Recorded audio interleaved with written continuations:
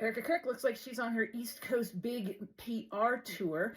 And I've seen some things from her that I'm a little bit surprised, and some things that are really working for her, and some things that are still betraying her as she's trying to manage her image. So I am body language expert and behavior analyst Traci Brown. Take a look at this and then stay tuned for my analysis. One of the most alarming things about Charlie's murder was the way that some people in this country reacted to it. Yeah. And not just online. This was an idea that you encountered a lot. And the idea was this.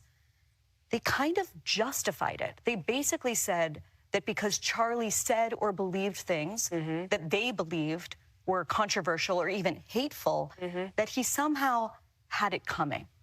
What do you say to people who justified his death? You're sick.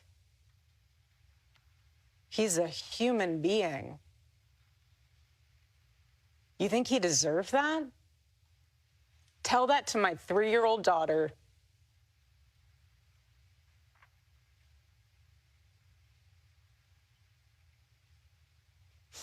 Excuse me. You want to watch in high res the video of my husband being murdered and laugh and say he deserves it? There's something very sick in your soul, and I pray that God saves you. I pray, because that is what is so wrong. The internet in this world has dehumanized us. Erika, one of the most... This is from the CBS, I believe it's a preview of the CBS Town Hall that they're doing Saturday night on regular TV.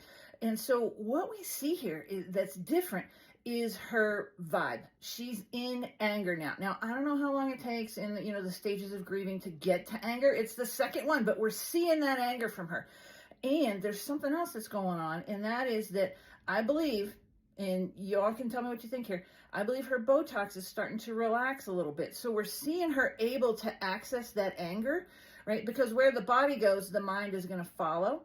And where the mind goes, the body's going to follow, okay?